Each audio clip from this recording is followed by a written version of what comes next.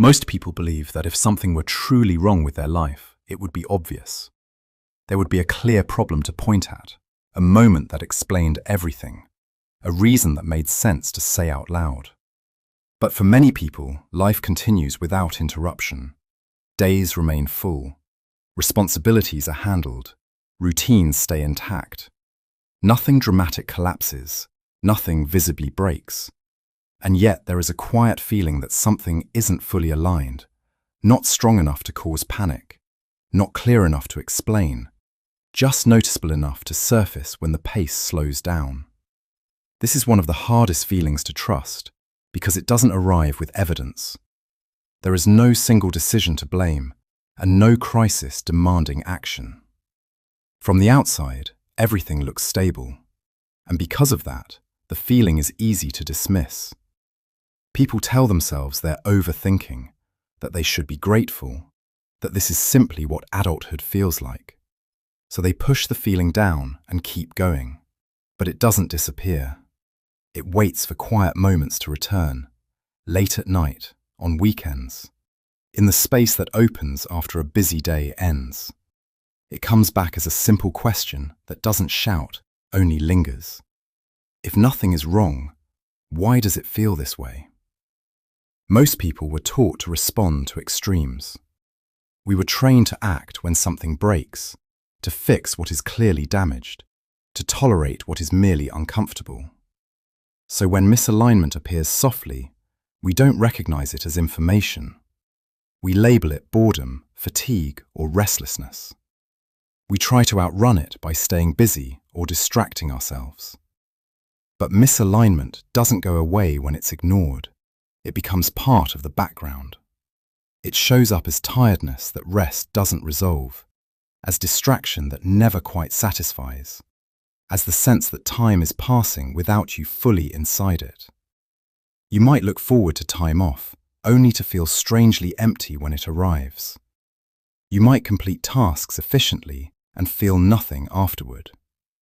None of this feels dramatic enough to justify change, which is why it's so stable. You can live like this for years. You can function, adapt, and perform while feeling slightly disconnected from your own life. Functioning becomes proof that everything is fine. But functioning is not the same as alignment. Alignment is when your effort feels connected to something that matters to you. When people notice this quiet unease, they often try to fix it by adding more. More goals, more structure, more plans, because movement feels like progress. But movement without direction only creates distance. The uncomfortable truth is that this feeling cannot be solved by doing more of what you're already doing. It requires noticing what your life is currently organized around. Many lives are organized around stability, approval, and predictability. Those things are useful, especially early on. But if they are never questioned, they start to feel restrictive. Life feels safe, but smaller. Not wrong, just reduced. And because nothing is obviously broken, there is no permission to pause. But noticing this feeling isn't failure, it's awareness. It's the moment you begin to sense the difference between what makes sense and what feels right. Those two things are not the same. Sense is external. It's what can be explained to other people. Rightness is internal. It's what you recognize when you are alone. The way forward doesn't require a dramatic reinvention. It starts with attention. Paying attention to what drains you faster than it should.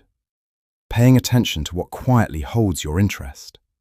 Paying attention to what feels heavy and what feels spacious. You don't need answers immediately. You don't need a perfect plan. You need honesty and patience. The feeling that nothing is wrong, but something feels off, is not a problem to fix quickly. It's a signal that you're no longer fully asleep inside your routine. And if you stay with that signal gently, without rushing to silence it, it begins to show you where direction might come from.